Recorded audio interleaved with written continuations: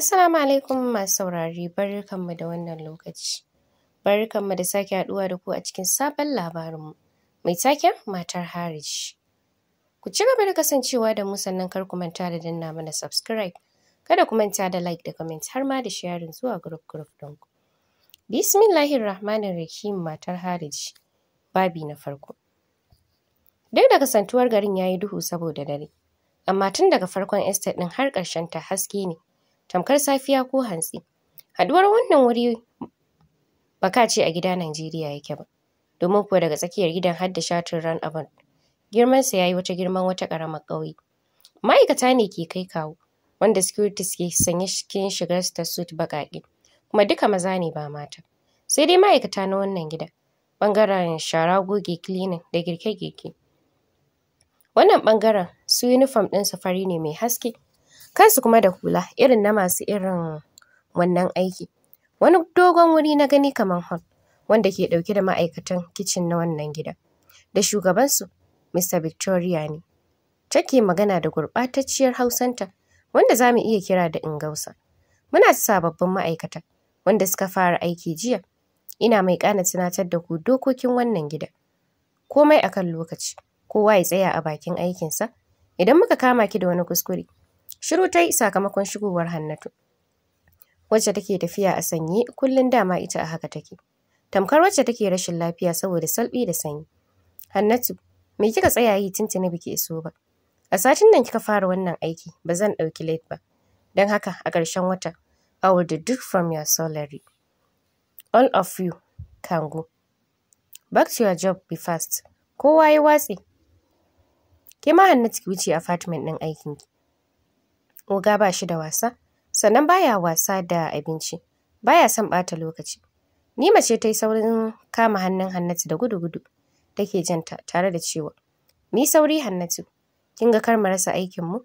Ba tare da Hannatu ta tanka ta ba.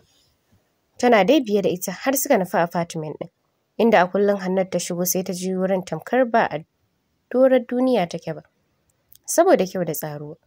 Kallonta Na'ima ta yi kana ta ce, "Hannatu, kin gani ko masu abincin dare har sun kammala. Mu ne masu sabon ɗin oga. A nan za mu tsaya mu jira fitowarsa." Ash, oh, ash.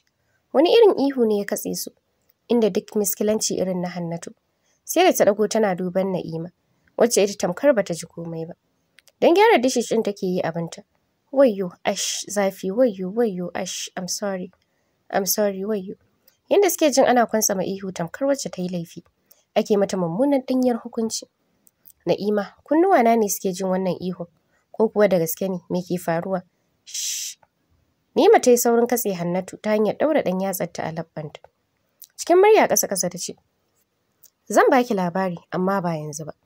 Rinsa idanunta Hannatu sai kana ta buɗe su a hankali, tana ɗan cizon labbanta na ƙasa, tare da sauke numfashi, wanda ya sanadiyyar bayyana kyakkyawar hushiryarta daga sama, wanda ya ɗan raba fararen haƙoranta. Kana ta ce, "Na'ima, na fara jin tsoro. Wannan ihun na me na neman agaji ne fa. Abeg, Shufford, ki mana shiru. Wani irin agaji?" A taƙaice, mata da miji ne a ɗaki, suna kin fahimta ai.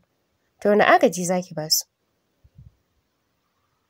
A haka yake safe rana dare, inda yana gida ba shi da aiki sai sex. Na san wannan ne karanki na farko da zaki fara aiki a nan ɓangaren. Don haka duk abin da kika ga na yi ki yi shi kawai, ki ja bakinki ki yi shiru. Amma Hannatu, shekarunki nawa? Numfasawa Hannatu sai kana ta ce, "Ban gane ba, mene yake mata a ɗaki? Dukan matarsa yake yi?" Osh, Yazid, dan Allah ka bari na huta, wayyo. Zan suma, duhu nake gani Yazid. Cikin wata irin masifaffiyar murya, irin na maza masu faɗan gaske, ya katse su yana cewa, "Ba za ki iya ba kika aure ni? Ban faɗa miki yanda nake ba, kika ce za ki iya? Ki sani aure ba hutu ba ne, ki kwanta ki yi bacci. Sex shine muhimmi, da haka ban yi release ba. Go ahead, ci gaba da duty."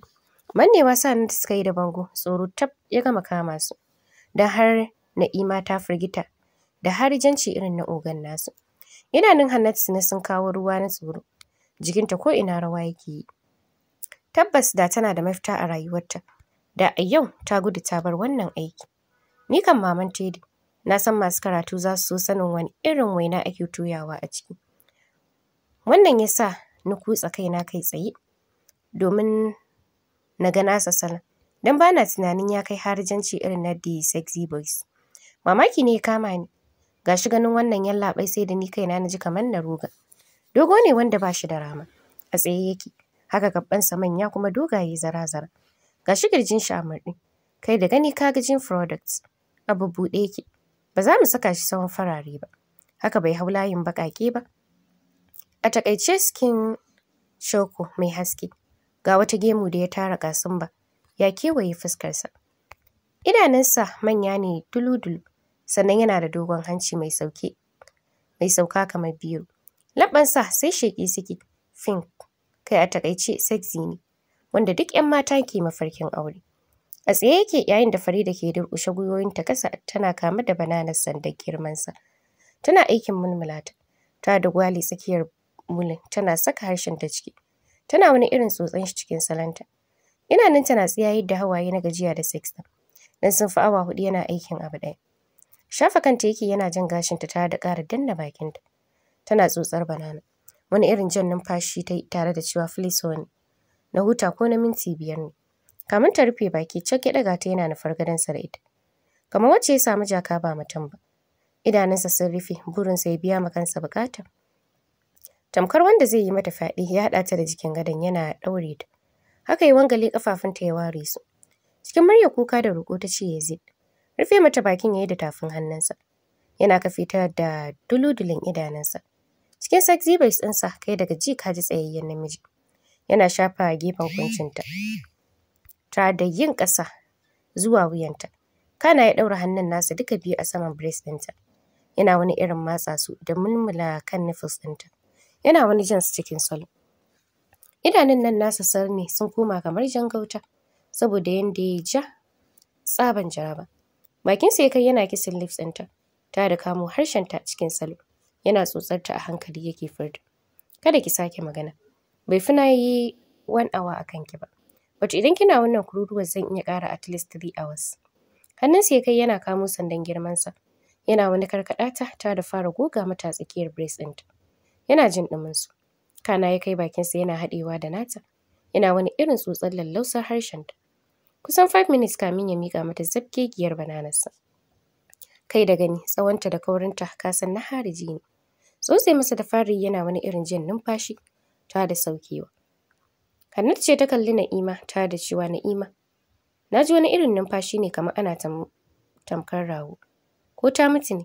Hannatu bala'i zaki ja mana? Ko mutuwa ta ina ruwanmu? Bas ɗinmu ne fa shi muke ma aiki. Ki yi shiru kada. Ash wayyo momi. Yazid please. Some should help me please. Ash oh. Iwanta ya katse su yayin da Hannatu idanunta suka fara fidda hawaye. Tunda nake ban taɓa ganin azzalumi irin wannan bas ɗin namu ba. Matar shi ce fa. Na'ima ce ta katse tana binta da kallo. Oh Ash Yazid. Sun fi mintuna 40 tana wannan ihun. Kana suka ji shiru. Kamar minti 2. Kawai su dai sun ga wani irin private door ne ya buɗe kansa daga bango wanda ba san da shi ba. Fitowarsa Yazid ya sa gaban Hannatu da Na'ima ya yanke ya faɗi. Daga kai hannu take tana ganin tsawonsa. Gashi Jim Product. Welcome sir, barka da fitowa sa. Na'ima ta furta tana yin ƙasa da kanta.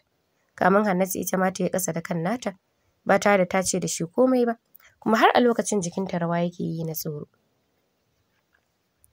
Zama yayi daga shi sai wani irin sharnika. Wando ko rabin cinyarsa bai rufe ba. Ga abin a tsaye saƙaƙa bata kwanta ba. Ko singlet babu. Kallon sa yayi a karo na farko kana ya ce, Go in and arrange the bedroom. And one of you should come and massage my body. Fiddo da ido waje Hannatu ta yi. Don jin kalmar massage. Da sauri ta nufa hanyar bedroom ɗin.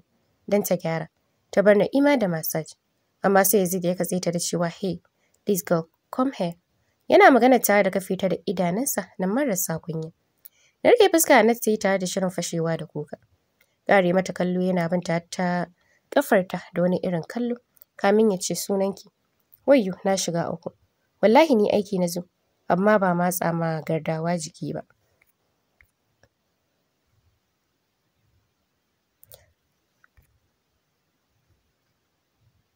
Fiddo da idanu waje Na'ima ta yi na tsabagen tsoro bisa ga maganar da Hannatu ta yi. Yayin da Hannatu ita san bata ga ta yi komai ba, ko ta faɗi abin da bai daidai ba. Binsa take da kallo kamar ta ga wani dodo tare da narke fuska. Tana binsa da wani irin kallo. Gardi shine kalmar da Yazid yake maimaitawa a zuciyarsa. Kamin ya bi jikinsa da yake murɗaɗɗi da kallo. Ga wani uban suma da ya rufe ƙirjin nashi rub, wanda hakan yake ƙara tsorata Hannatu. Dan tun da take bata taɓa ganin cikakken namiji sabcece irin sa Yazid zaune daga shi sai mini boxer a haka ba. Jikinta har a lokacin rawa yake yi, yayin da Yazid yake binta da kallo. Fuskarsa babu yabo ba fallasa, tamkar maganar nata bai shiga kunnenta. Ya furta kalmar massage, yana wani mimmiƙe ƙafarsa tare da girgizawa. Wai ta yi masa tausa. Yana yi abin nasa na ƙara miƙa, tana girgiza ita ma. Sarai ya lura yarinya ce Hannatu, hakan kuma yana yi don ya ƙara firgida ta. Da gangan yake girgiza sandan girman nasa gare ta. Wanda ganin haka ita dai tuni Na'ima ta shige bedroom tun kamin a zo nan wurin. Sam Hannatu ba taɓa ganin sandan girman na irin wannan tsalle ba. Ke zo nan. Ya furta ɗan yana ɗan sauya muɗinsa a lokaci ɗaya zuwa arrogant. Tsoro bayyana a fuskarta, jikinta na rawa ta furta. Kai haƙuri. Fun for your work. Ya furta yana katse ta.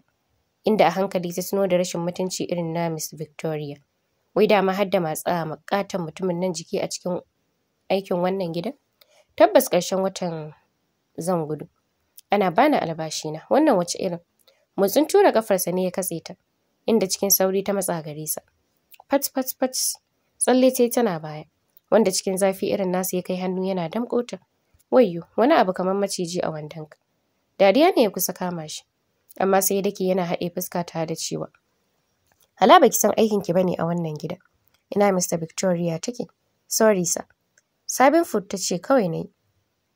Ta furta maganar hawaye na zubo mata shar. I want you to massage this place. Ya furta yana mata nuni da sandar girmansa. Ba kunya ba ruwa ko kaɗan a idanunsa.